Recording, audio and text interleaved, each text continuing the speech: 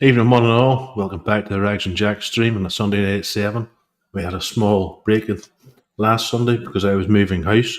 Thank you for all the well wishings. And yes, I'm settling in rightly, and it's very, very white behind me. I just Looks like you're in a looks like you're in a dentist waiting room. but,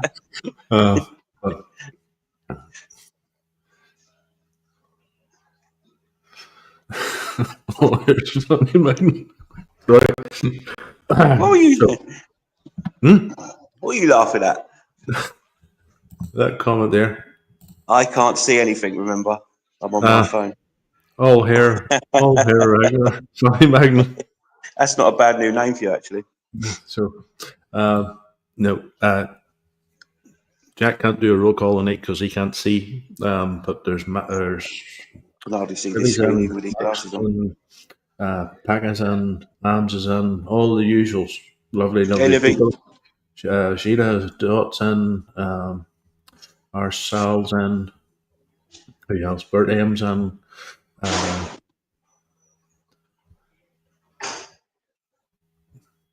Carnival Bakers and Sheila Dots and anyway, let's get on with this, gentlemen. Evening, everyone. We're running for an hour the night. Yeah, so I'm literally in a communal area, so if my screen goes and my camera goes, it means there's people around. All right, just there's okay on acids and so if you want to donate, you can. If you don't have to, don't care. Had some lovely donations over the last past while, which helps a lot, especially when you're moving house and you can't get a grant or anything like that there. So without further ado, Black Pigeon Pelt. Hello, guys. Great to be back. By the way, a massive thank you for coming on at short notice. Hey, no problem. Happy to chat anytime. Thank you. I only got internet yesterday, so I was blacked out for a week nearly. So yeah, I can remember the last time we spoke, we were talking about the impact of the storm, whenever that was back in, was it last year now? But yeah, good to be back, guys. I hope my internet's coming through crisp and clear. Yep. Yeah, loud and clear, mate. Loud and clear.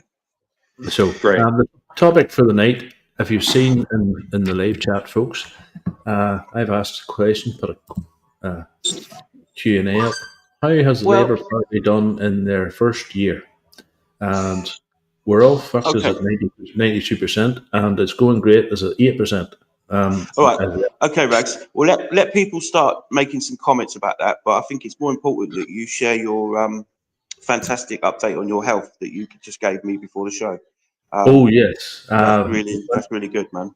The top diabetic nurse was on my tour the other day, and she says I have done that well that I am now at pre-diabetic levels. So I have reversed my diabetes.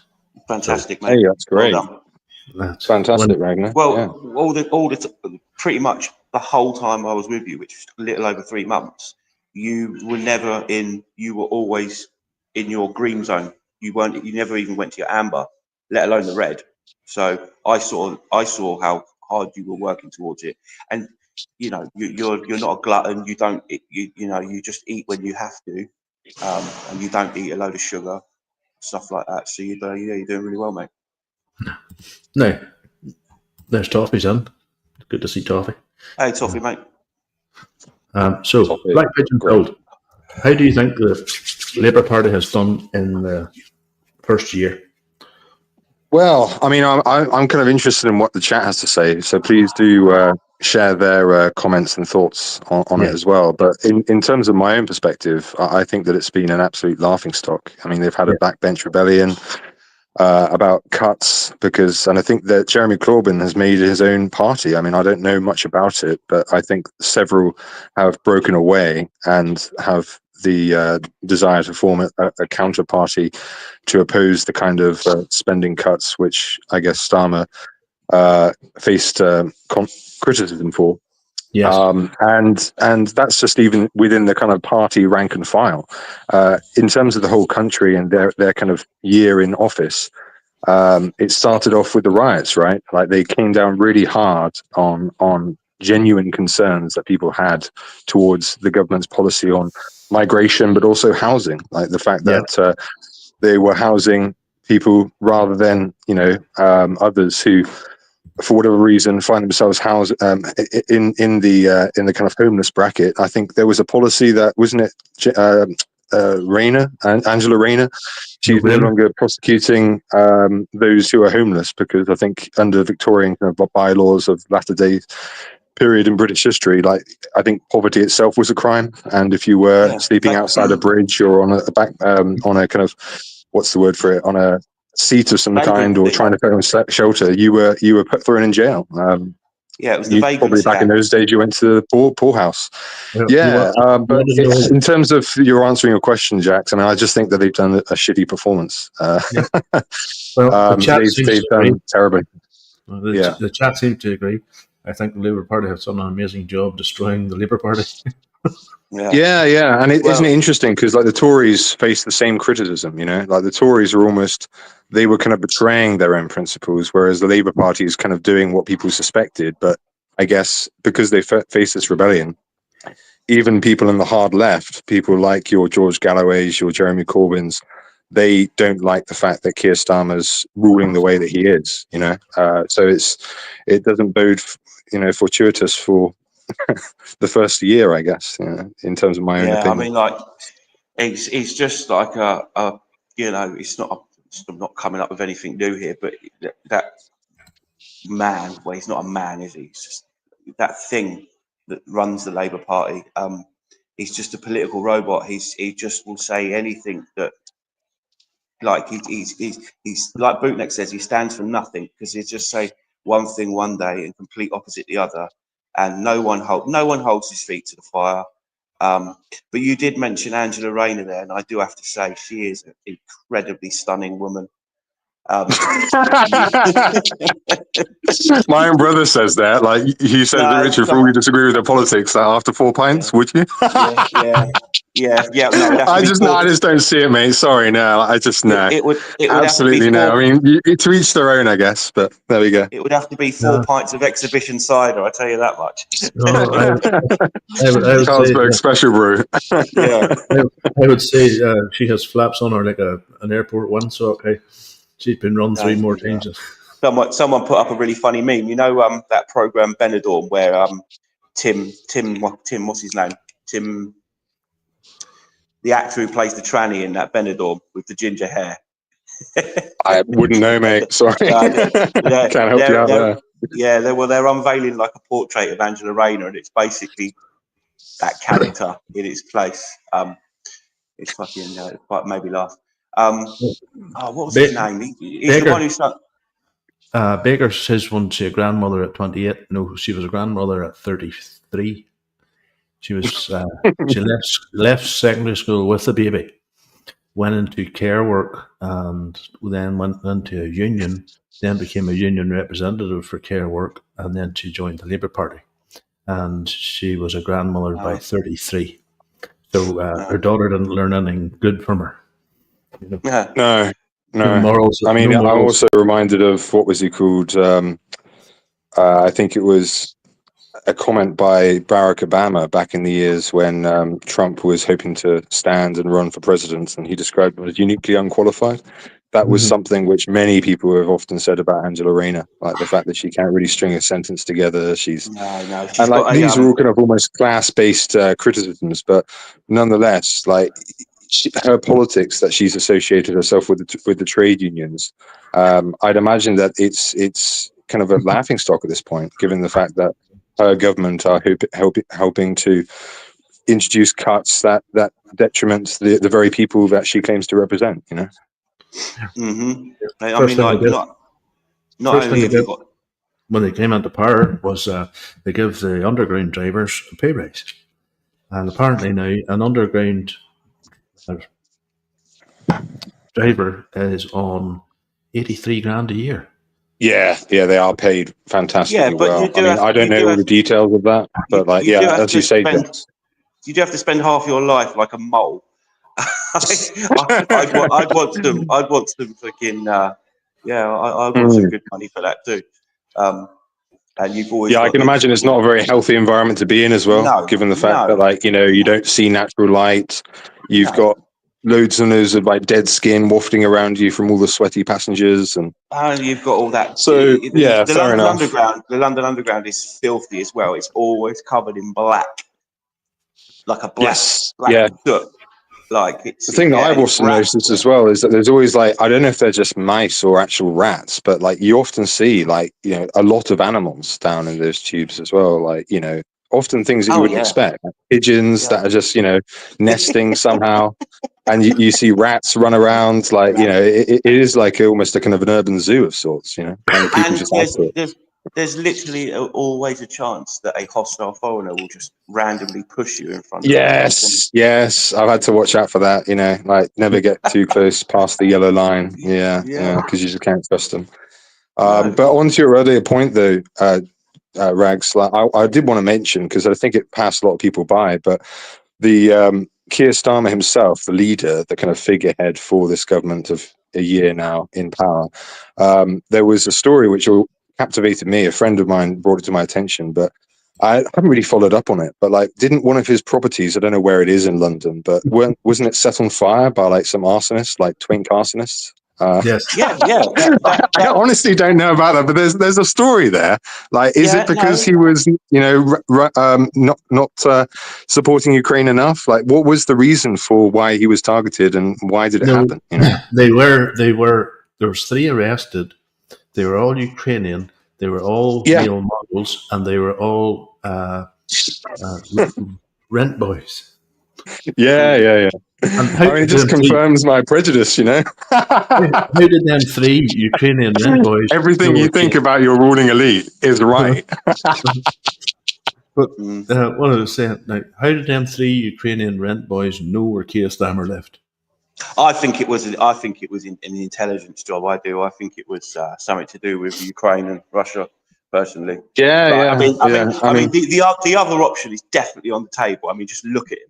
I mean, there's already the rumour, isn't there, that he's a little bit more than friendly with his old pal Lord Ali, who is a well-known homosexual. So, who the fuck knows what goes on in their degenerate little worlds? You know what I mean? I mean, I would agree with Paul O'Neill's comment just there. Like, people probably give Starmer too much credit, and the fact is that he's just following orders laid out elsewhere, probably in a different country. That is most likely true.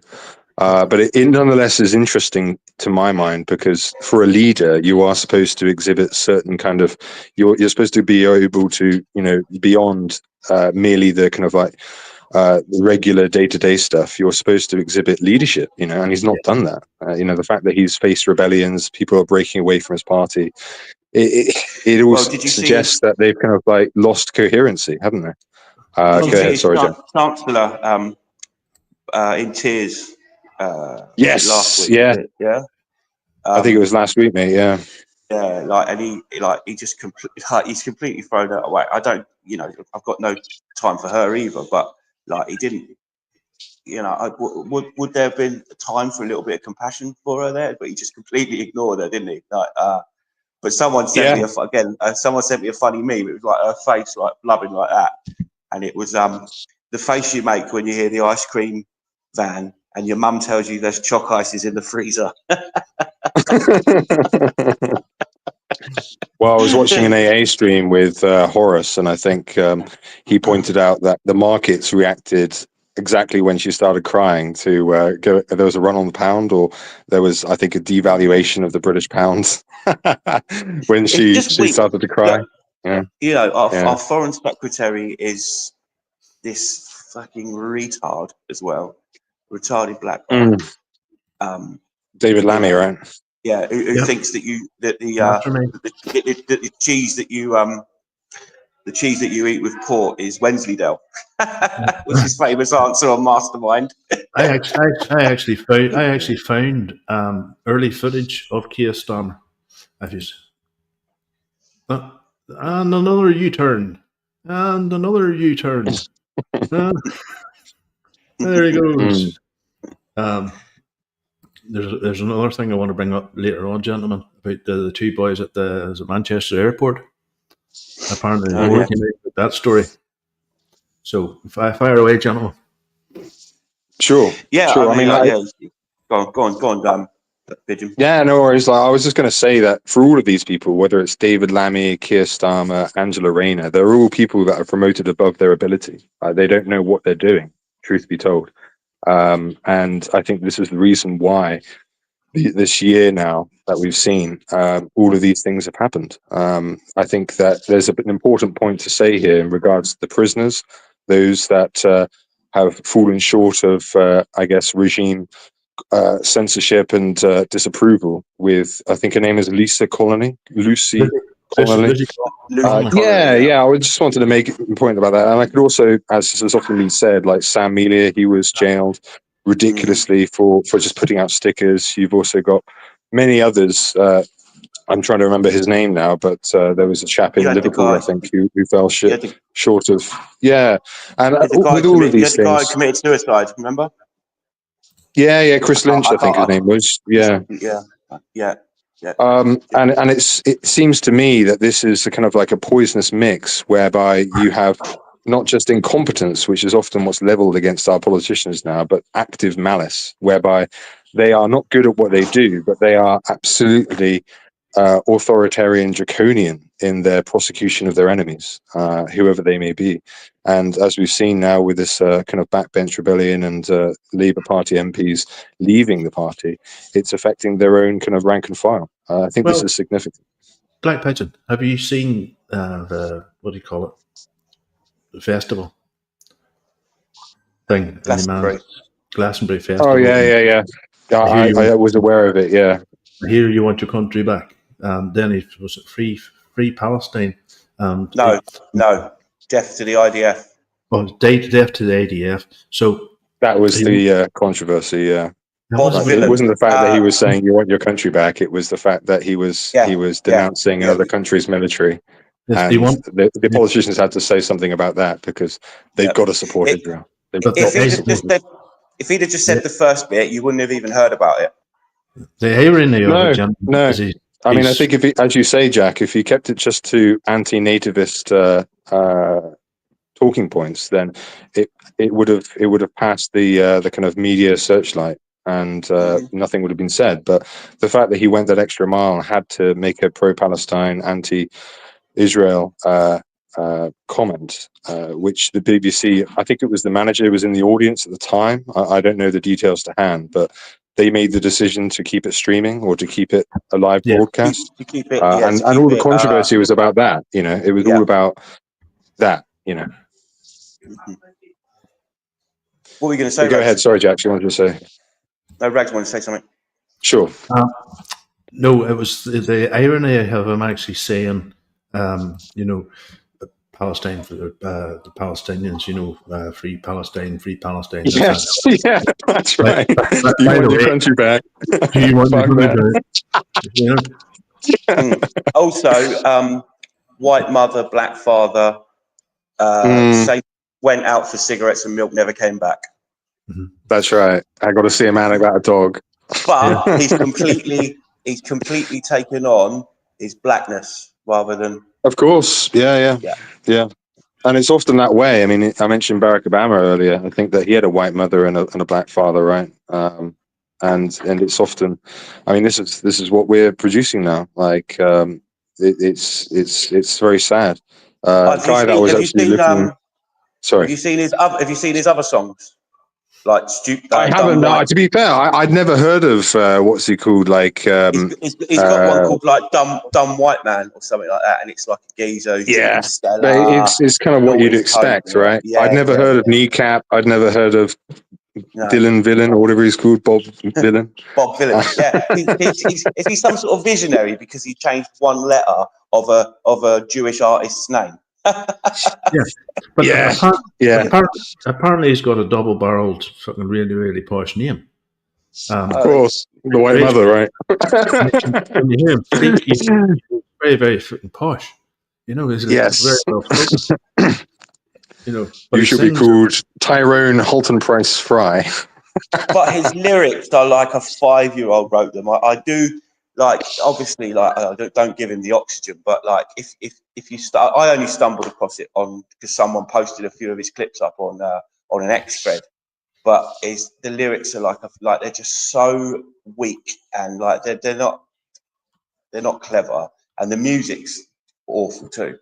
So yeah, It's a shame, really, because I mean, I am aware of there was, I think, a hip hop group called Dead Prez, and it's incredibly anti-European, anti-white, of course. But if you look at some of their songs, I can't recall one of them now, but I think it's like they're complaining about reparations and stuff, and like it actually does have a beat, and it's actually, you know, it is listenable, but it's incredibly toxic for sure. Like, and I don't want to use that term, but like just vociferously anti-us. And I guess he doesn't set up to that, you know. Their big hit was "It's Bigger Than Hip Hop," wasn't it? Hip hop, with that bass it's line. bigger than, that's right, and I think it was like 1990s, I want to say, like late 90s, early 2000s.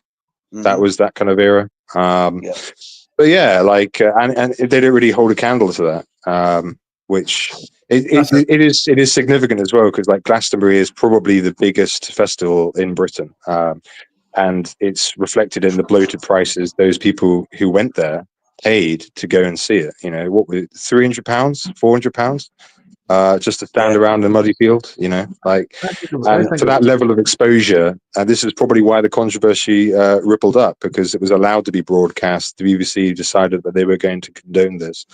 But the significant thing is the fact that, as they said, like he was criticizing us and saying that we shouldn't have our country back, all the while defending Palestine, country that's nowhere near us. Go ahead, Rags. The actual festival itself has a 40-foot high fence around it. That's right. Build bridges, not walls. and they're all singing "Build bridges, not walls," and then they had a dinghy with refugees in it. Surfing. Now, is that just middle class people in England?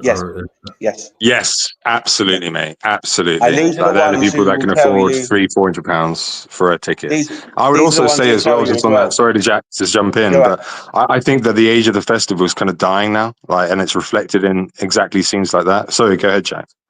Yeah, no, I was just going to say, like, and these are all the people who tell you that you've got to drive electric cars and you know the whole net zero and stuff like that, and the state that they leave that place in, they just leave their tents because, you know, they everything there, you know. That's right. What was it? There was 3,000 tons of rubbish they left, according to the news. 3,000 tons. I've been to a few festivals myself. I mean, I went to Download Festival years ago, and I really wouldn't want to be in and amongst it, picking up after the, what do they call them? You know, those like toilets that they have, like these green boxes. I can imagine that's a very disgusting business. However many tons you have to move out. Oh, nah. Yeah, after the third day as well. Yeah, absolutely. But as you say, like, they don't make any effort to pick up after themselves. They often leave their tents there. They leave all their wrappers that they had their food in, and it's someone else's job to do. I think the family that actually run the farm where it's hosted, which I don't think is actually in Glastonbury, it's like certainly further out. I think they have a scheme whereby you can get access or a cheap discounted ticket if you help out and clean up. But that's right. It's kind of like just almost become a kind of, it's eating itself, which is a famous like Bowdenism, you know, Jonathan Bowden, Pop Will Eat Itself. That was like a pop band in the late 90s, 80s, sorry. And it's kind of happening now. You know, Keir Starmer's facing Backbench Rebellion. These people are going to the audiences like that whilst not living up to the kind of, you know, the ideology in which they espouse. As you were saying, Jax, these people want to have smart meters installed into your house to prevent you from using the extra bit of water for a bath or a shower, while at the same time, you know, not cleaning up after themselves at a £400 ticket event. It's all just, you know, and I think it's become increasingly transparent to people, you know, people can see through it now. Right. We've covered that. Here's something else I wanted to cover. I don't know if you've been following the news, gentlemen, but this here came to my attention yesterday, I think it was. Does anybody remember these two gentlemen? Yeah, that was it Manchester or Liverpool Airport? I forget now, but I think they were trying to. I think it was Manchester. Manchester. Right. Yeah. According to the news, they had attacked somebody in a coffee shop and brutally beat him. So the coffee shop, I can't remember what the name of the coffee shop was. It was they had phoned the police, and the police then had sent the armed response unit to go and find them. They found them in the car park, and then they attacked the police, breaking a police woman's nose and stuff. So they're on trial for 2 separate assaults. Was the coffee shop in the airport? Because hadn't they just got back off a flight? Yes, they had got back off a flight from Pakistan. And according to History Debunked, the 2 of them are registered as disabled and claiming PIP, but they were living in Pakistan for 2 years. Well, look at them. Look at the state of them. I mean, I can remember another news article appeared in I don't know for how long ago it was, certainly within the last month or so, but I heard something to the effect of British taxpayer money will be used to build a new airport in I think Karachi, or it's in a city in Pakistan somewhere, because there's people in Bradford, in Luton, and elsewhere in this country who want another connection in the land of Pakistan, which is where ultimately all these people are from, and it is significant as well, because I think that the time has come where people will take up they will defend their own, because all of these people, they're betting on the fact that nothing will happen, that they can be as wide-eyed and demanding as they can be, and there'll be no kind of reaction, and I think that we've kind of reached a point, kind of parting of the ways, as I say, where this will be this will change. I mean, I don't know what the likelihood of, Rags, you were saying that they were on trial for punching a woman. Is it likely that they'll get deported if no, if they are found to be in contempt of court or what have you, or they go down, they get a sentence? What is that likely to be? Probably suspended. I watch a lot of Dino Bain, and Dino Bain done one on a boy that was supposed to be deported 12 years ago, and he has accumulated something like £250,000 in legal aid from the taxpayer. So I don't know if them, and we were talking about Lucy Conley early on. What was it, 32 months or something she got? I'd like to see how long these 2 get for what they did. Because she said, "For all I care," but do it for all I care. No, she didn't. To me, that's not incitement. And to Stephen Wolfe, who is a barrister, I think, he actually pointed that out. And he says a lot of the newspapers and the news channels like the BBC and all read out her tweet, but left that bit out.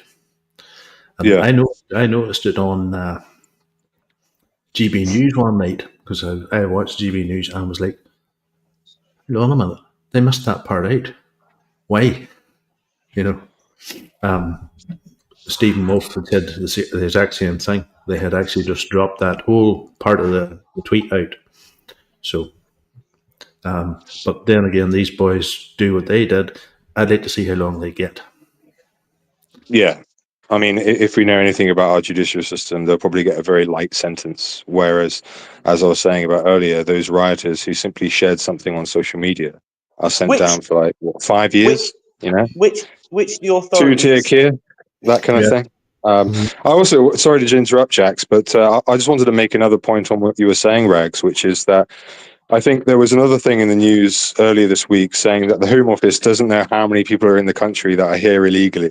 And I think it's up to is it 2 or 3 billion a week is being spent on the likes of PIP payments, UC claims to people that aren't even legally entitled to it. They're foreigners, Yeah. and they're claiming it whilst living lives in Pakistan or Afghanistan or what have you. Patrick, and it just compounds and reinforces my point that the country isn't being governed. It really isn't. It's just a caretaker's assembly.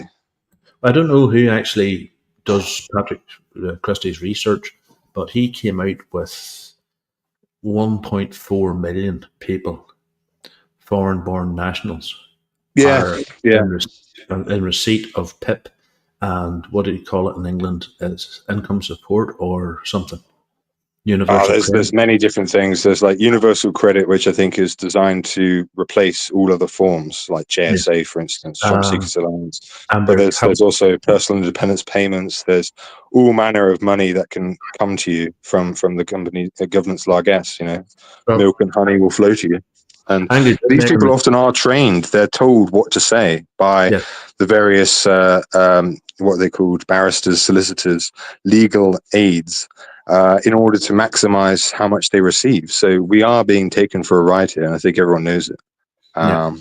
The bit next in the chat, and he done a video, I think it was a few nights ago, and I had sent him something on WhatsApp, and it's something like 1.4 million non-British people in England and Wales, that's not Scotland and Northern Ireland, are literally claiming housing benefit, council house benefits, all these things, and PIP. And they're driving about brand new cars. And over here, I discovered that we took in so many Ukrainian refugees. Them Ukrainian refugees went down to what you call the citizens' advice. And most of the citizens' advice now in Northern Ireland have somebody of Eastern European descent. They tell them exactly what to say and how to get it. Then you walk into Lidl one night, and there's this thing with 6-inch heels on, a mini skirt. You can see the Mountain Dew with 3 sprogs around her, jumping into a brand spanking new 8-seater minibus with a blue badge in it, and she's claiming for PTSD. Because the thing as well is that all of these things are never true for the reverse. I mean, not that you want to, but if you wanted to stand for high office, say in Pakistan, India, Bangladesh, you could never become the prime minister or the equivalent out there, being as you are, like a white heterosexual man from the UK, say, or Ireland. It doesn't really matter. You could never rise to high office, whether that's the Lord Mayor of London or the Mayor of London, the Prime Minister, the Chairman of the Bank of England, or the equivalent of in Pakistan, like it, but yet it is over here. Like the people that are quote unquote the indigenous are just seen as placeholders for new people and the new British, the new French, the new Germans. I think people are aware of that, but it's a process which our elite, our government, are insisting that is universal now, and they aren't concerned for any notion of heritage, ancestry. And you can be or become anything just with the stroke of a pen and a piece of paper. Well, there's Nick in the chat says 30% of the UK is disabled. The morals. The fact is, a lot of them people that are claiming that aren't from here. Well, I mean, I suppose detecting Angry Bootneck's comment there that he's probably glad that he left because, what he sees and what many people see in Britain is that it's a dying society. The famous quote from Enoch Powell, given that we should talk about this, given the fact that Keir Starmer's rescinded on his comment about becoming an island of strangers. His quote was that it's as if we're building a funeral pyre. And this is what people see. And I think many people leave and they don't like the Britain that has become. I mean, I was born in the 1990s, so I can't really speak of those who can remember, say, the Winter of Discontent back in whenever it was, late 70s, or the 1980s with the various kind of, Thatcherite policies there. The country hasn't been handled or governed very well at all. and I think Woodlander always mentions this point. Many of the rank and file of the Conservatives are actually further to the right of the National Front or the BNP, but they never actually get a say. They're the kind of grassroots never gets effective control over the policies that any kind of government has, whether that's momentum with Jeremy Corbyn's bid to become leader, or whether it's the Monday Club and the Conservative Party in yesteryear. This is something that you can see, and it's very, very apparent. Well, If Jeremy, sorry, the brother's missus. She's Wolverhampton.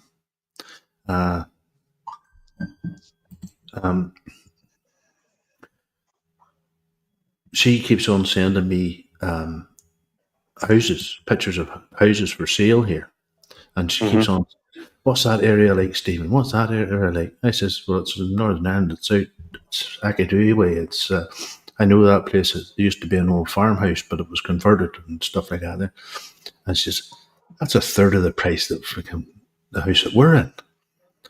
And she says, how far is, because she's a nurse, she says, how far is it from the hospital? I says, what, 4 or 5 miles, maybe? Right. So she keeps on poking and prodding the brother to move back here. She wants to come here. And then Brooke will tell you, and the times that me and him went to Liddell's, what accent do you hear in Liddell's a while lot of, Brooke? Mine.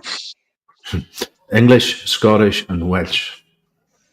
And the wee kids that were running around behind them are all wee English accents.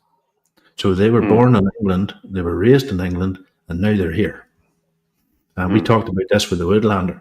And I'd rather have them people here than a load of Somalians. Yeah.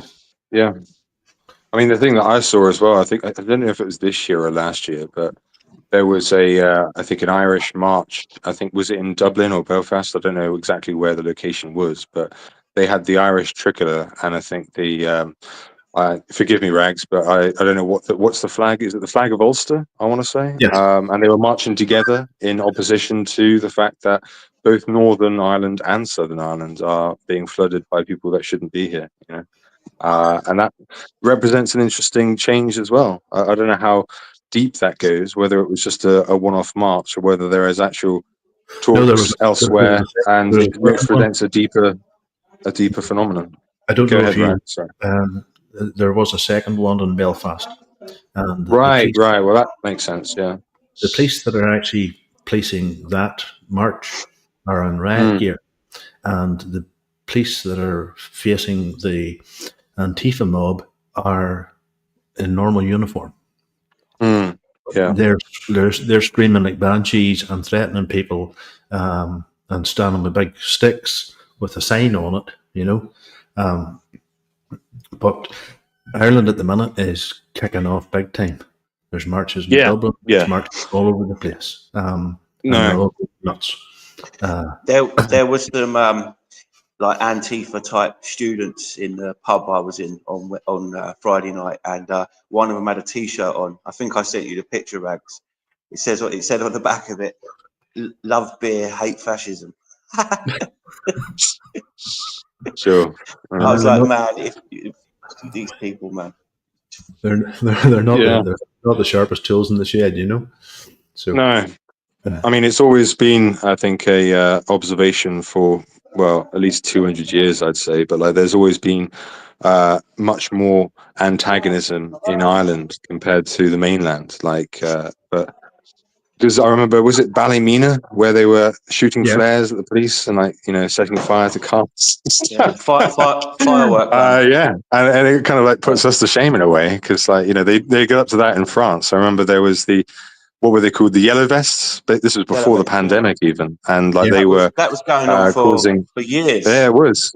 It was going on for quite a long time, wasn't it? I think it was like 2018, 2019, just before the pandemic, and there was a kind of what's the word for it, AstroTurf equivalent with the black vests, which represented stateless individuals from Algeria, from sub-Saharan Africa, who wanted to receive naturalization or a process of being, I guess, processed within the state of France.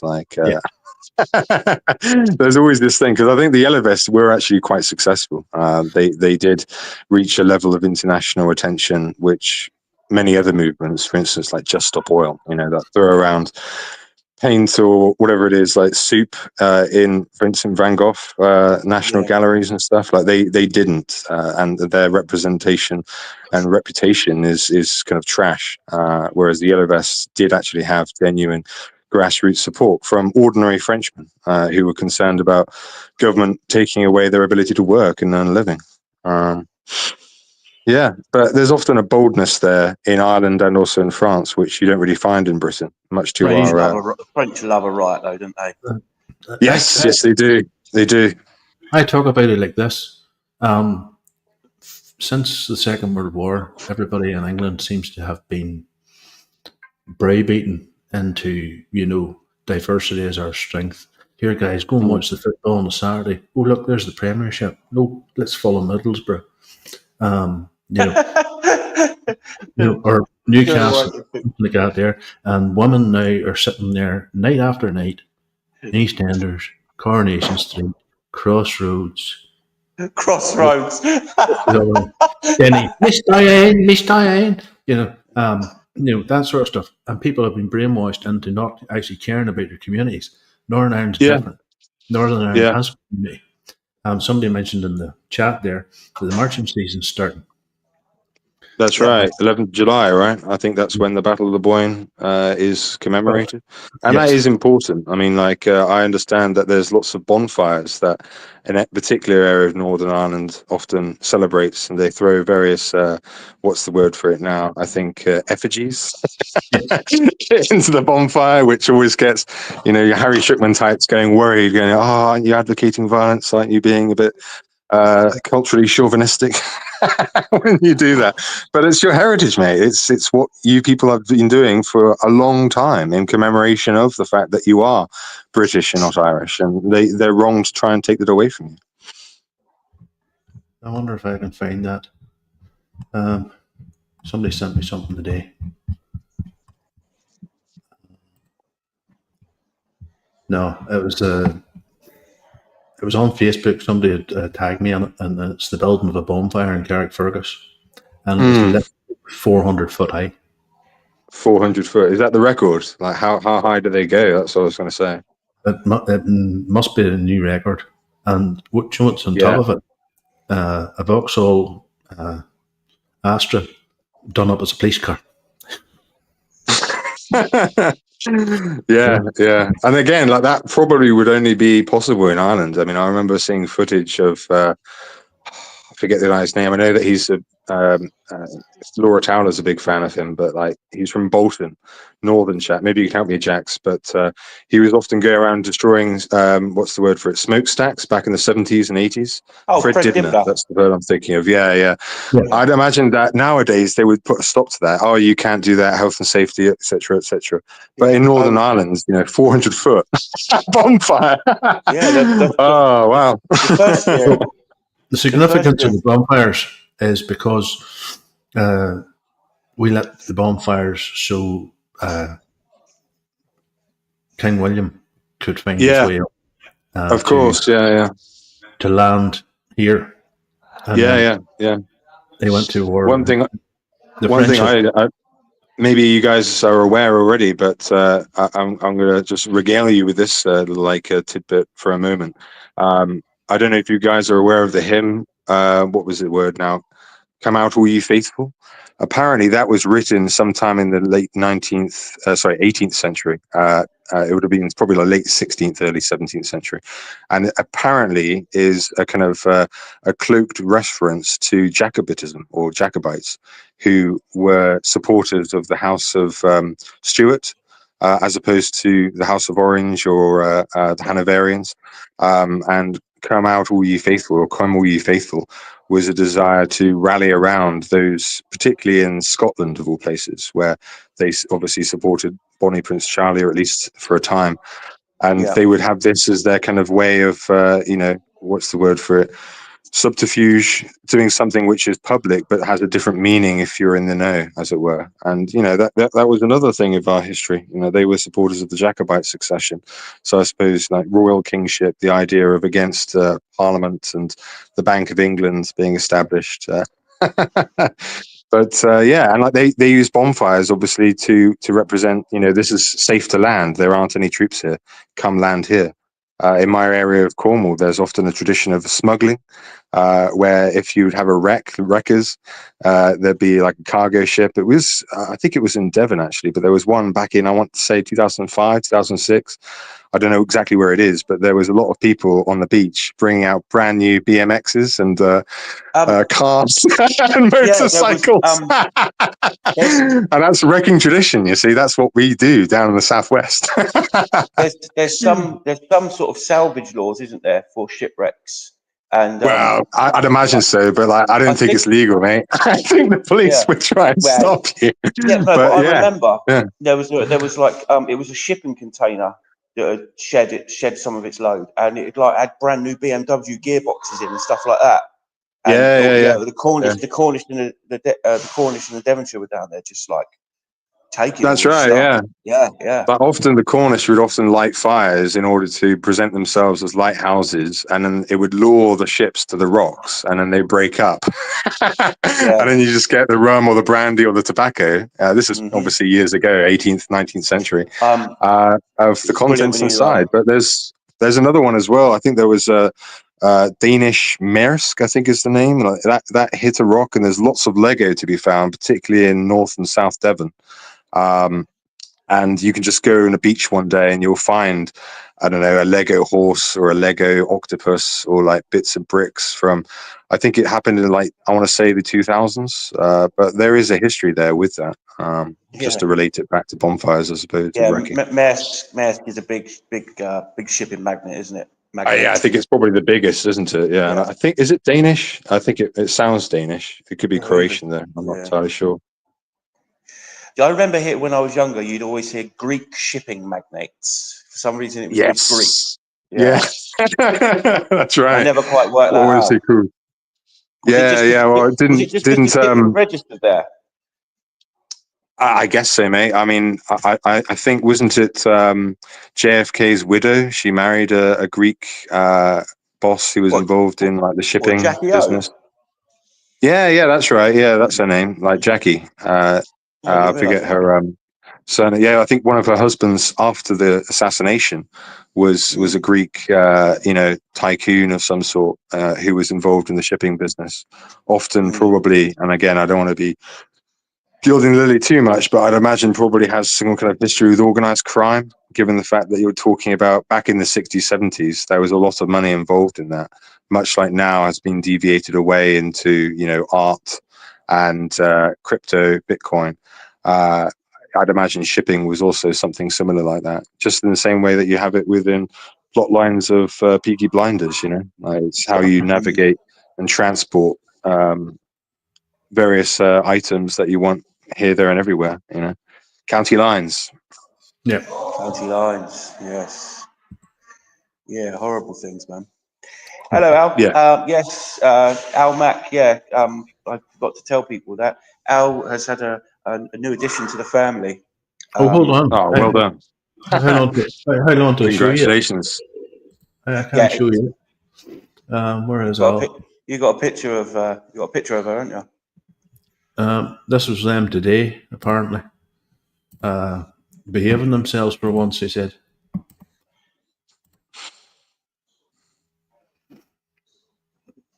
Belgian Malinois. Beautiful dogs. Yeah. I love her black face. Smart. Where her snout's all black. Everybody should have one. Or two. Because they do well to defend you as well. I know that Toffee always likes his dogs, and I always enjoy his streams where he's talking to either Woodlander or yourself. And the escapades that he gets up to. I've got a lot of time for dogs. It's as well Yeah. interesting because I think, was it the Royal Society for the Protection of Animals came before the Royal Society for the Protection of Children? I remember that was reneged to me or told to me at one point, and I think it is true. But like, I think, is it 50 or 100 years? Like we are a nation of dog lovers in Britain. Yeah, Yeah. I've never heard that fact before, but it wouldn't surprise me. It wouldn't surprise me, not with like the labour laws that they had, like, you know. Yeah. I mean, I remember working for someone who once told me it's because dogs don't answer back, but I think that it's more deep than that, you know, because like if you go to somewhere like Spain, you see so many stray dogs, so many stray cats. And they are literally, you know, they're seen as just pests, you know, like if there's a stray dog that comes onto a restaurant in Spain, they will throw bricks at it, you know, and there's no concern at all. Yeah, literally. I forget the guy's name now, but isn't it like Mouse Cat? I think that he was saying something about living in Spain, and he would probably tell you this as much as well. It's definitely like in and amongst the Mediterranean countries, they don't have any love at all for animals. It's just a different way of being, I think, you know, like they just don't interact with it that way. I mean, I think I'd rather take my chances as a dog in, say, like, I don't know, Malta than China. Yes. Yeah, of course. Yeah. You don't want to end up in one of another those thing. tiny Another cages thing is tortured, because apparently your meat tastes better if you've been tortured. Yeah. What was the term for it now? Wasn't it called like the meat markets, like with monkeys and dogs and cats? Wet markets. Wet markets. That's it. Yeah. And it just seems totally alien to us as Westerners. But there we go. Yeah. You can get, like, listen. If the sun hits its back, the Chinese will eat it. It's like I was saying to someone last night. Like you could go fishing with a Chinaman, and they'd rather eat your bait than the fish you're going to catch. There we are. Mouse Cat said they poison cats out here. Yeah, I can believe that. And what you were saying as well, Jax. Yeah, like I remember there was a time I went to China, and I turned around a corner, and they said that they were promising like the best Mandarin cuisine.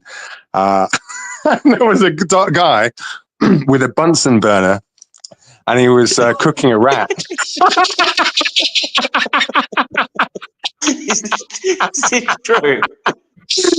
Yes, yeah. I didn't fancy that at all. Oh, brilliant. Yeah, they do things differently over there, you know. And after what we were saying before, I can't remember whether we were live or whether this was just a preamble, but what we were talking about with regards to the London Underground and the kind of wildlife that you can see there. You see plenty of rats down there. Like maybe they'll be doing that here soon. I don't know, but it's something that always stuck in my mind. You know, like it's just a load of rats on a skewer. Yeah. Mate, yeah, literally, yeah, like a skewer and the turning. Well, I think it was Rags actually. That's their meal. There was an RSPCA officer in a new to the parish's house, and basically they were cooking a swan in a big pot because she found all the feathers and that in the bin outside, and all the bones in that, so they just like poached swans. You know. I know. And one thing that you can sort of notice, and I don't know how prevalent it is in different parts of the country, but there's quite a lot of what's the word for it? Rabbits that get myxomatosis, and you can always tell because of their eyes. And I don't know whether that is able to pass from animal to man, but I think that again, it's probably done something as to control the population, I suppose. And yeah, go ahead, Jack. It doesn't pass to humans, myxomatosis, no. No. But I remember there's a story somewhere in America with like I think a dog that got rabies and it bit a woman, and there's all sorts of stories there. But just to bring it back to, I suppose, to the animal situation. Yeah, killing a swan. There's lots of sheep on the moor that often get disappeared, or they're found over a bonfire by recent arrivals. Often undocumented. We've got no understanding of how many there are in the country, as the Home Office says. It doesn't bode well. But I do have confidence that we are winning, guys. I just wanted to make that as a repartee, because I'm increasingly confident about this. Like, I don't know whether you saw Harry Shukman's expose of the basket weavers. That happened, I think, maybe 2 weeks ago now.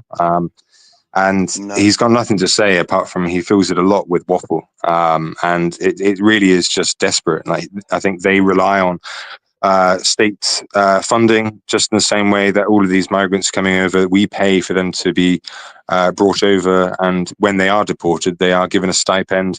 In Rwanda, which is what the previous government was talking about, I think there is one guy that so far has voluntarily gone to Rwanda, and we're paying him, I think, for is it 4 or 5 years? However many. It's a bargain. You know what I mean? And it's, so he's receiving a stipend for volunteering to go on the Rwanda scheme. I think he's the only guy that has gone. Maybe there's others that have joined him subsequently, but I think that scheme's strapped as well. So with HS2 and everything else that the government put his hands to. Mad, isn't it? Yeah, it's crazy. Absolutely mental. I wouldn't trust the Tories or Labour to run a bath. No, I mean, and that's what I think illustrates the point well, because initiatives like the Woodlander initiative, you've got others that want to get close to the land, back to the land. That is how you win. As someone said there, if you actually derive your own sustenance from a local farmer, whether it's the cows that produce the milk, the cheese, the eggs that are produced, there is a way for you to, what's the word for it, voluntarily kind of desist and support yourself by independent means. And I think that is probably a way forward for many people. Go ahead. There was a video Big Joe Marsh put up, and it was the farmers that had made up this milk station. And you swiped your card or whatever, you put your money in, and it actually gave you out. Remember those glass bottles of milk? Yeah. Pinters. It used to give you a pint of milk. So if you want 3 pints of milk and it's fresh from the cow, it's not been tampered with. It's not raw milk. Yeah, just raw milk. You might pay a bit more for it, but you're supporting that farmer. And then it turns out that farmers up and down the country, England, Wales, and even over here, they'll put a thing at the bottom of their farmlane, and it's like a trust box. Honesty box. Yeah, honesty boxes, yeah. And there's a lot of them near me. They'll set out eggs and potatoes, carrots, and whatever they grow. Yep. And what was happening was the new to the parish people. Yeah, just robbing it. Just fucking robbing it. Of course, yeah. We can't have any. We can't stupid have any white people. Yeah.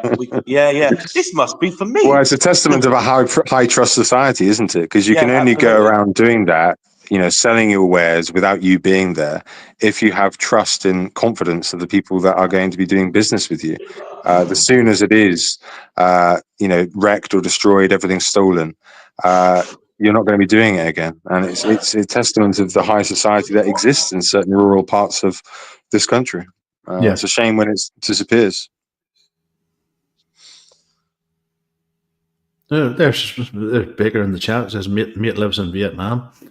He bought raw milk. He bought a year ago. It's still fresh, because it's not meddled with. Of course. And the downside to that, of course, and moving it away from honesty boxes. I can remember, wasn't it Robert Jenrick who was at the Tube in London, and he was calling out those who were jumping the queue. And he was trying to make a point to be like, "Oh, you're making us all look like mugs," but that's going to happen when you don't have the honesty in society anymore, when you don't trust the people around you.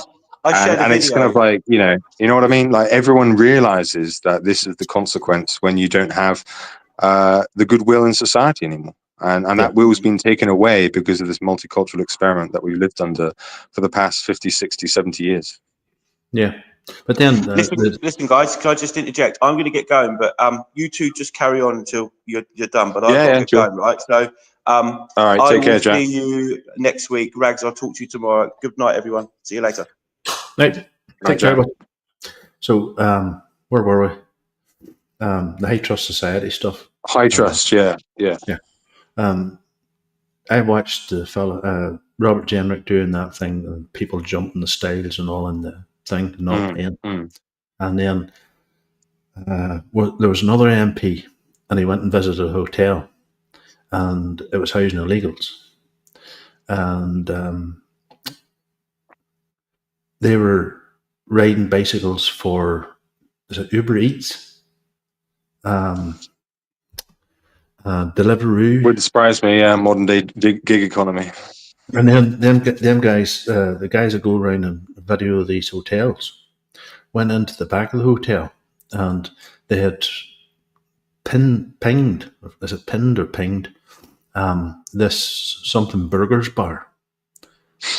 And the illegal migrants were actually using the hotel kitchens to make up food, burgers and fries and stuff. And these boys were out delivering. And when they were turfed out, all the security guards could hardly speak a word of English. Very broken English. So then the other day there, it was, what do you call that? Yorkshire Rose. She's one of them citizen journalists. She goes out and she finds that there's a call centre in the hotel run by illegal migrants. You know, they're unbelievable. No. And it's typical as well, like your kind of like Guardian reader types. They make the argument that, oh well, the people are only angry about them being housed in hotels. If they were made to work or allowed to work and given accommodation that was provided not by hotels but by willing participants of the British public, then there would be no issue. And it just shows you how out of kilter they are with just the general political opinion of the majority, I would say. The fact that that's somehow the issue. It's not the fact that these people are here. It's the fact that they're being housed in hotels that's costing the taxpayer all this money. Mouse Cat's comment there. Liverpool. But yes, But it's funny as well because I think the Simpsons, they actually stopped that character. What was he called? Apu Nahasapina Petalon, right? Because it was seen as discriminating. It was seen as prejudicial, racist, as you say, Rags. But that was a stock character for like decades in The Simpsons, and they decided to put it just because people are beginning to find out that this actually is a stereotype that goes back many decades as well. Top is on a roll. Just cheat. Yeah.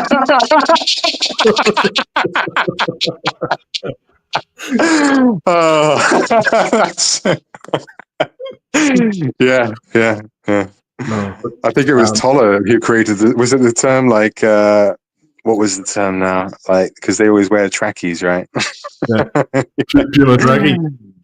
Yes, yeah. You just know what they are. But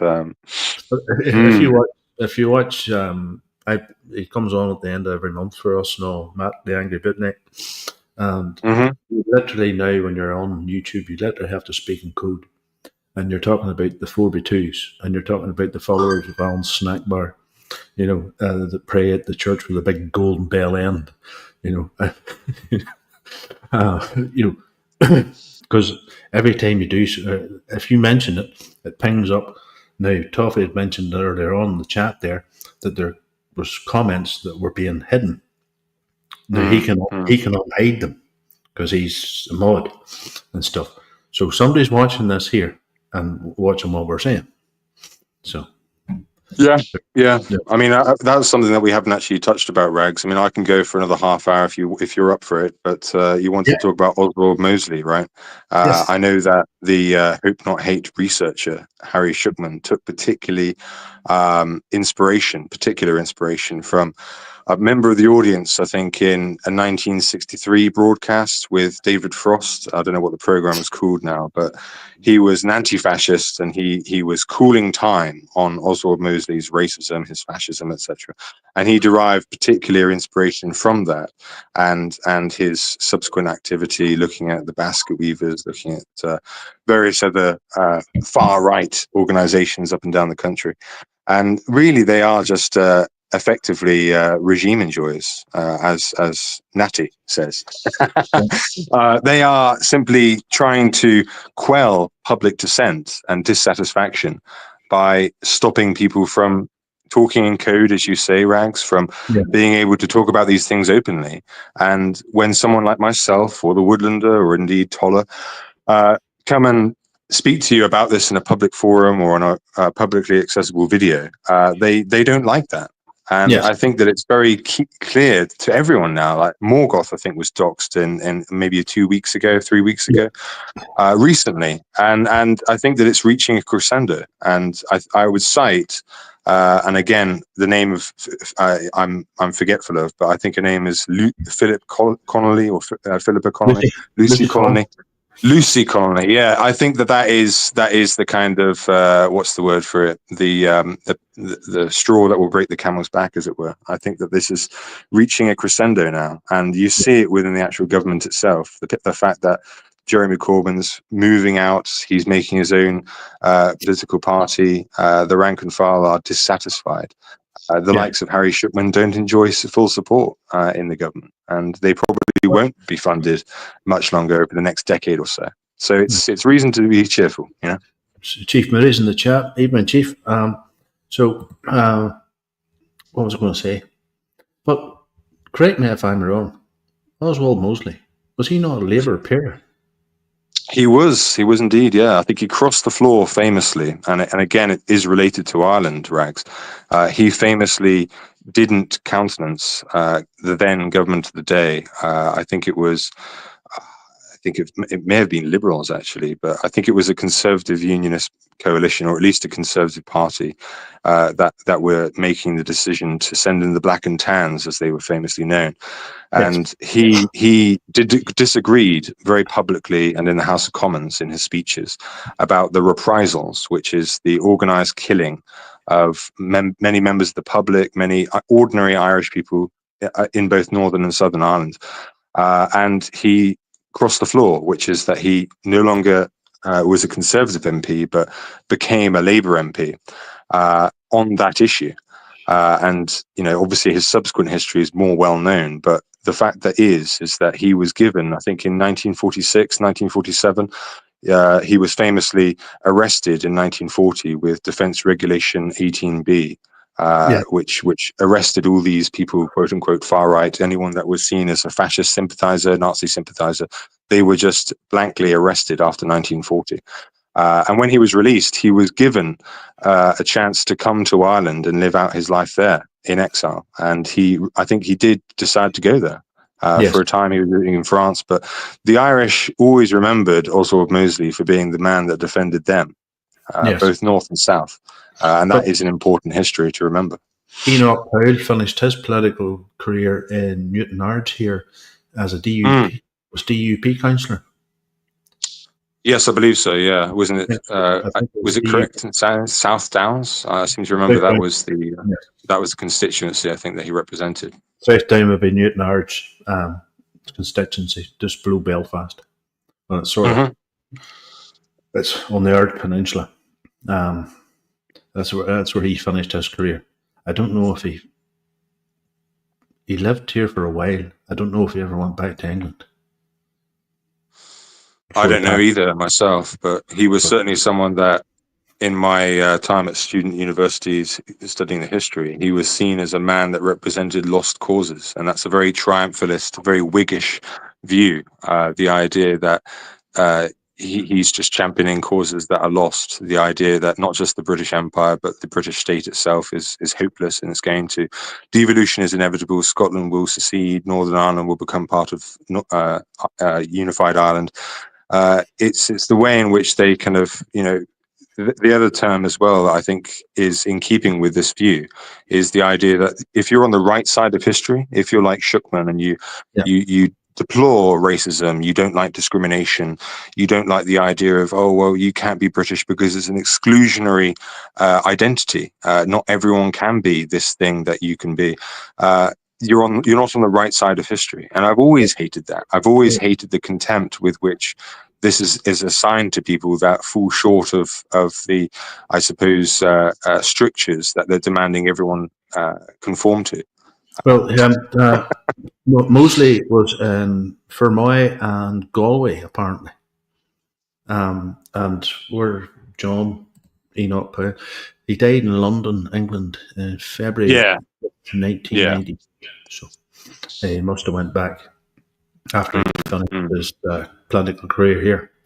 But he was revered. He was revered here, especially in North Down, which is very sort of unionist, loyalist area. So.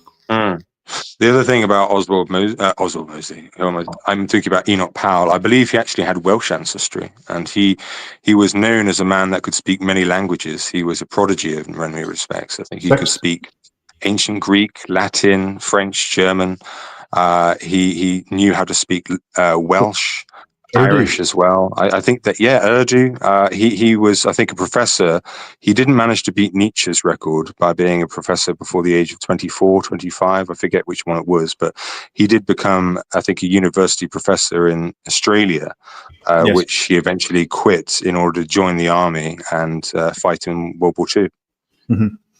Well, Rach said he spoke 8 different languages. 8, yeah. I knew that it was an impressive feat. But he had a talent for it. And there's certain people that can. They just have the mind to know the various cognates, the various words, the false friends, as that's called in linguistics, and spotting it so you can identify what the word for friend would be, or brother in French, German, Gaelic, and then you can suddenly then see how it would be. It's a very peculiar mind, I think, to grasp it over 8 languages, though. Often not having any relationship with each other. I often got friends in Hungary and Finland who say that that's the most difficult languages to learn. Armenian, I think, is particularly difficult as well, if you look at the actual kind of family in which they come from. But my youngest girl, Caitlin, she's Asperger's, and she's fascinated by languages, and she's learning Chinese and Russian at the moment. Yeah, well, all the best to her. I wish her all the best, mate. Apparently, Chinese and Russian are really, really difficult to learn. Yeah, but in demand now. Like if you can speak Arabic, if you can speak Mandarin, if you can speak Russian, or indeed any form of I think Slavic language, then these are in high demand, and you will likely find employment either as a translator or within some line of work which will pay well. No, what turned her on to that, Rags? I mean, because I never really myself had much. I did learn, I think, French for a time in school. You had a choice whether you could learn French or German, and mistakenly I decided French, but I should have learned German, really. We didn't have a choice. It was French. No. Yeah. How much did you learn? Like, were you able to remember certain phrases, certain words, or did it all pass you by and it's kind of water under the bridge now? Yeah, right away.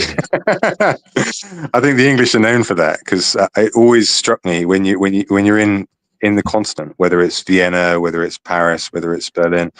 There's a lot of people that know at least English and French and German, or Italian and Spanish and Greek.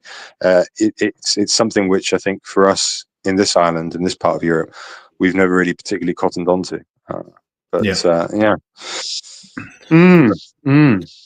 Rich, she's good at music. She plays keyboards, violin, guitar. Wow. She's learning the mandolin, and she is a cartoonist. But she's very single-minded. That Asperger's is very single-minded. Yes, yeah. It often does relate in that, in terms of there's a particular thing which you're interested in, and you will become almost, as you say, single-minded. You become, I think the colloquial term would be obsessed, but you become very good at something because you are willing to put the energy and invest into doing it sufficiently well. So congratulations, mate. I mean, I hope she becomes fully linguistically competent in not very long. It's something I find quite jealous of, really. Not jealous, but I think if I could, I should. But I've never really been able to have a knack for languages myself. I can barely speak English well. Here, people in the chat, and I'm talking to folk. What did he say? What did he? He can hardly speak English. Just because of my accent, people don't understand what I'm saying. I speak Of course, yeah. a mixture of I Ulster. often do. I do think that that's a very particularly English thing as well. The fact that there is so many different vernacular vocabularies. You've got all sorts of different levels of spoken English. Like, part of the appeal for me of Morgoth's content is the fact that for many French listeners, for many German listeners, they can't understand what the hell he's saying at all. Yeah.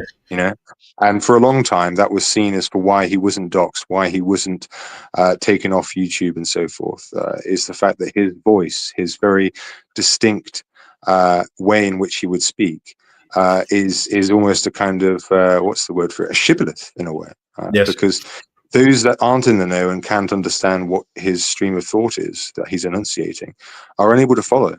And it's a shame that Schuckman was the one to unmask him, as he would say. And it's why these people deserve nothing but our contempt. Yes. There's ones mentioned in your the way you speak in the chat there. It's very. Thank you very much, Arsenal. Thank you. Velvety or something. Velvety. the Queen's English. You know. But really? Here, well, if you go to Bandura, it's a wee town outside of Ballymoney. There used to be a flax mill there. They speak completely different from the people in Ballymoney, the main town, and there's only 2 miles between them. You go out to Dervick, and they're as broad as be damned. And they talk like that. They're Haitian. And they drive about in their car. And they put stains in their drives, you know. Now, stains as stones, you know. And it's very Ulster Scots. Very Ulster Scots, the way of pronouncing stuff.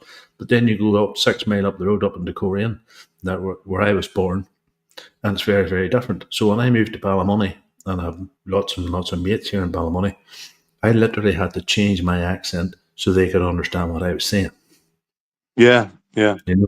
So that's right. Yeah. I mean, a question I often get asked is, how come you don't speak with a thicker Cornish accent? Like, why is it that you have this velvety, rich or smooth language? And it's something that I often do think on, in the sense that there's many different types. You know, you go to West Cornwall and you're going to hear a different accent, a different voice, compared to, say, someone living near the border with Plymouth, or further afield up in the north, places like Gunness Lake. There are differences, and that's something which I think unique to English, really. Even just over a couple miles, you can have a completely different tonal or intertonal vocalization of the word that's being said. I mean, you mentioned stones earlier. Like, you can think of many different things. Like, there's a chap that used to work in a business near us, and he would often go, and it would just be that was how he would talk to you. You know, he would just go like just a big intake of breath and go. And that was something which was, I think, I don't know where that derives from, whether that has a particular area in which that is the thing that's done, or whether that was simply just in way in which he was raised. But and that is something that seems very British. It seems to be a tapestry, never mind the counties, but the actual towns, the urban centres, the settlements, they do speak differently. And it's not a unified language at all. It's, they often say that England and America are 2 countries divided by a common language, but that common language is not common. Is it? You know, like, it's and I think that's probably in contrast to the French, which of course religiously dictates and legislates to prevent Anglicizations from being adopted. The way in which England has become so successful, I think, is because it's allowed for these variations. It's permitted the West Country accent, say, particularly in Bristol. You can hear that, and that's a different way of speaking English compared to what used to be called received pronunciation, or somewhere up north where Morgoth is. Like, it's all English, but they don't allow only one. I think back in the day, 1930s, 1940s, they probably did. But after a certain point at mid 20th century, they stopped that. And that's why you do have BBC presenters or news journalists speak with a regional accent or have their own. Paul O'Neill in the chat there makes a point, and it's very, very similar to Korean, where I was born. In Dublin, the Liffey, which side you're born on, you can tell which side you're born on from the way they speak. Korean, if you're west of the band or you're east of the band, speak completely differently. In the east, we say a cup of tea, and in the west they say a cup of tea. I always find that fascinating. So, no, it is. Yeah. And, you have a car. We have a car.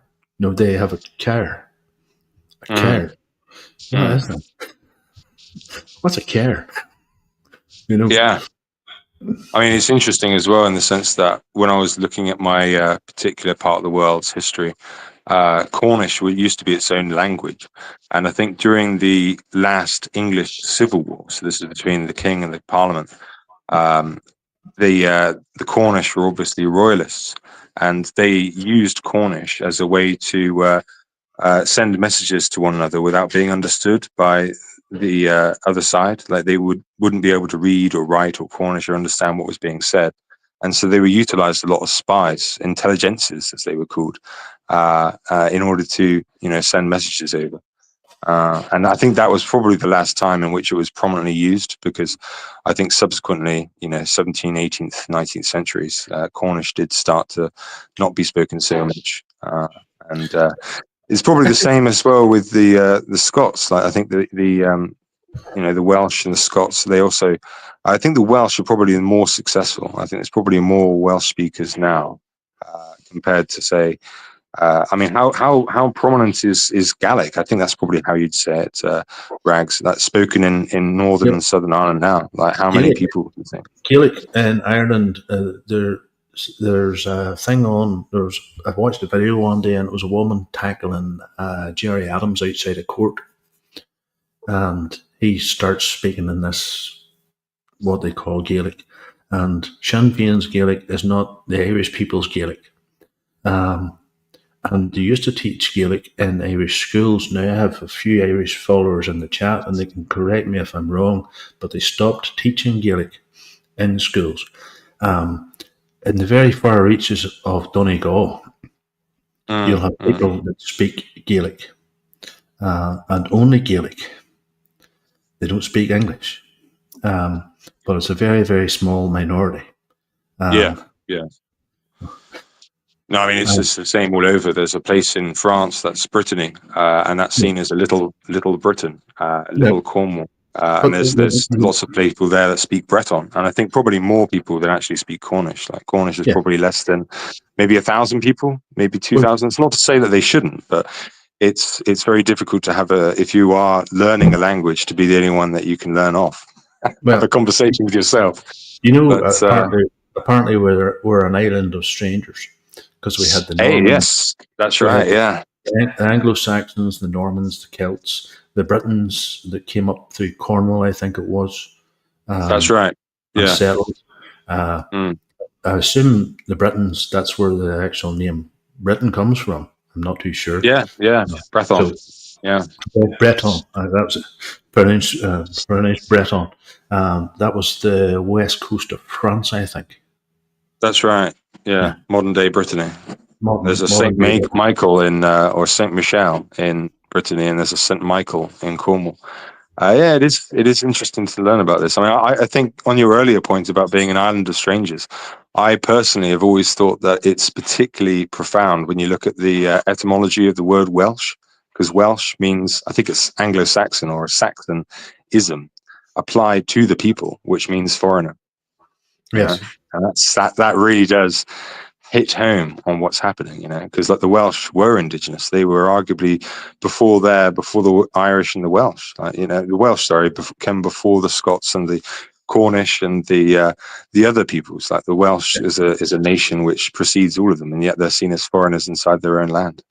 Well, was correct me if I'm wrong. I used to love that time team thing, and they explained one night that when the Romans came, it was the indigenous, what we would call Welsh people now, fled to the mountains in the mountainous regions away from the Romans, and then that formed Wales. So they are the original people of the island of Britain, England, Scotland. That's right. I mean, it's a lot with many countries. There's big divisions between north and south. If you go to the south, which is places like Swansea, Cardiff, many of the people there speak English and are English effectively. There's even, I think, a genetic survey produced, I think, in 2013, 2012. I don't know the researchers. Survive the Jive, if you ever have him on as a guest, could probably talk about it. But there's a certain area in southern Wales that's called England beyond England. And it is a pocket in what is now Pembrokeshire, where the people there phonetically are English, and I guess it's a consequence of potentially the Welsh marches during the Norman period, where they were trying to encroach and push out the Welsh from the southern part of the country on the coast. And all of the monoglot speakers who just speak Welsh, they're all up in places like Aberystwyth, and far to the north, as you say, the mountains, Snowdonia, those kind of parts. Yeah. Oh, I find our history fascinating because the time team. Yeah, and it's our history, mate. Like people can't claim to be that. And it will always be that way. You can never become something you're not. The time team came here a few times, and they went to Downhill, and they found the remains of a stone village, and they found Viking combs, bone made out of bone, and Viking artifacts and stuff. And yes, the Vikings did raid Ireland. Yes, they did take slaves, and then at one point they settled here. And there's at the Foyle River leading down into Derry, they found a Viking shipyard. They had dug out beside the river. They had dug out a massive hole. They built the ships in the massive hole. Then they dug out behind the hole into the river. The river floated the boat out, and they sailed the boat out, then blocked up the hole again, drained out the water, and started again. And I was fascinated by that. But you can actually see it on the aerial photographs, and that's how they discovered it, because they flew over in a helicopter, because they were looking at different artifacts and bits and pieces. Because we have Fort Dunree. Is it Fort Dunree here? It's in Donegal, Fort something. Somebody in the chat would help me. There was 4 English forts, and during the Second World War, they would capture a U-boat.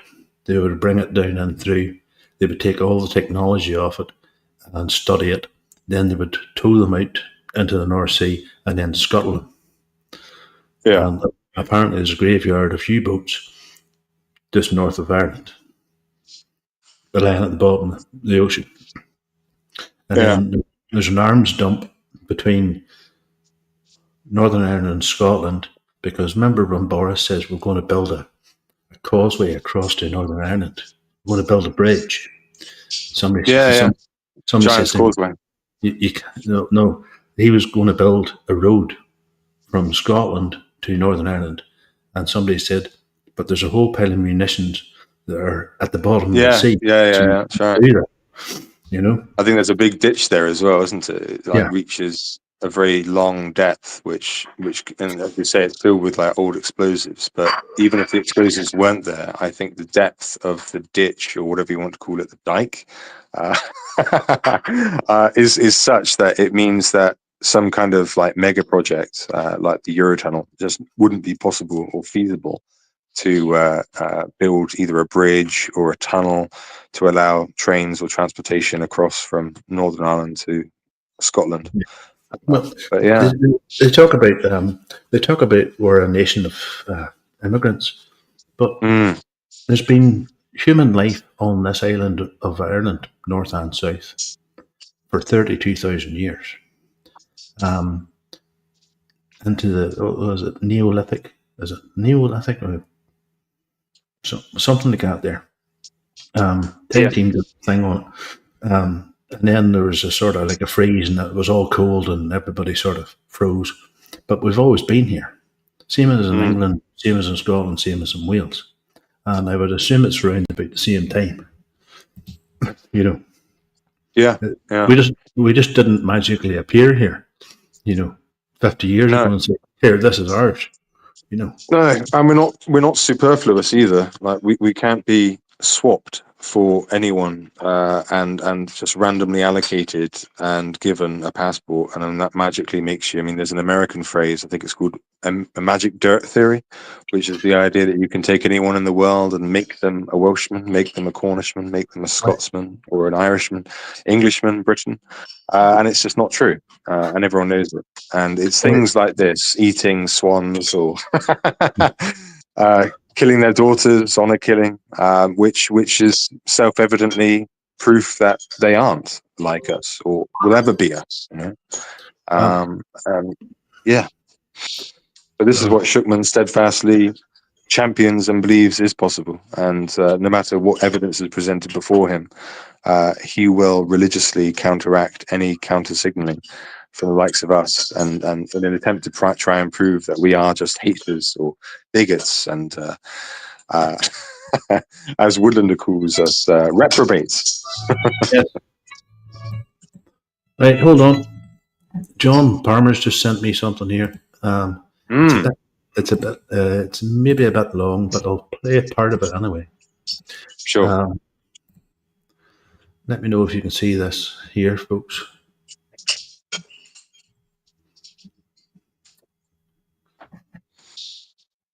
I press.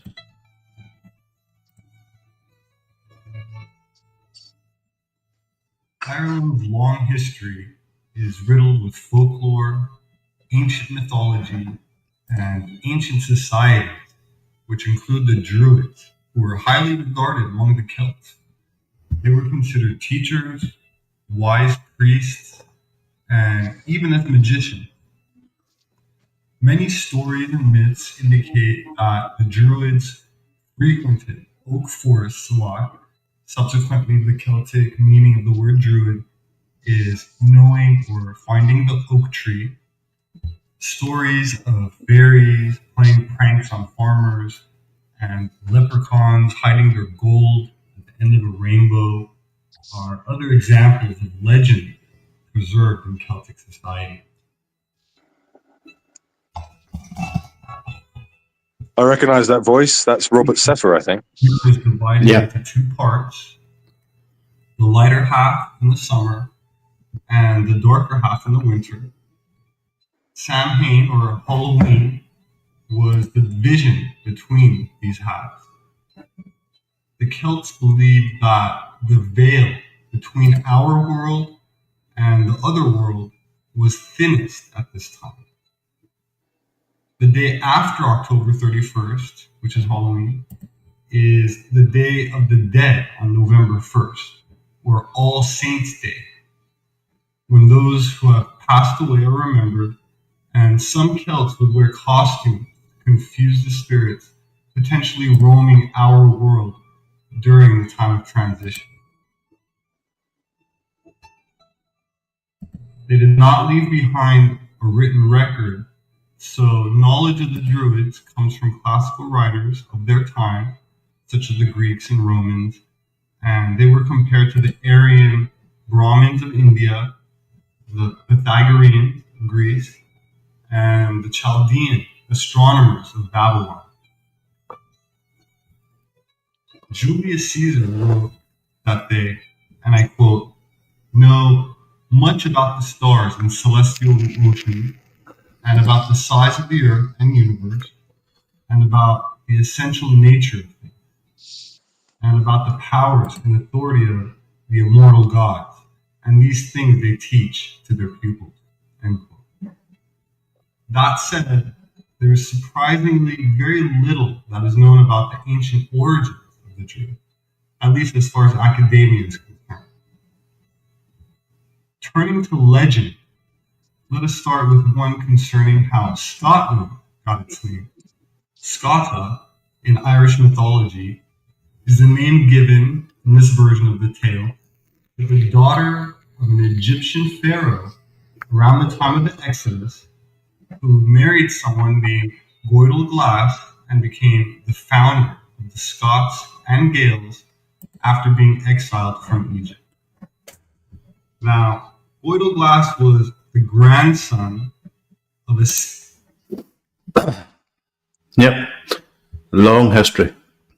I've often heard that story. I don't know whether it's associated with Irish travelers as well, but there's always usually like an Egyptian princess marrying either a Scottish prince or Irish prince. Yeah. You often wonder because like those places are so far away, and especially if you're talking like thousands of years ago, you wonder how they came into contact with each other. But I can remember Jax was saying that he came across, I think it was like tin that was mined in Cornwall, ended up somehow in, I think, was it Egypt back in like the 19th century BC? Yeah. So, and like obviously items like that, I don't know what would have been mined or sought after in Ireland, but certainly Cornwall is known for its tin and has been known for quite some time. And even in the ancient world, Phoenicians, Romans, Greeks, they were traveling and trading for those objects, you know, those materials.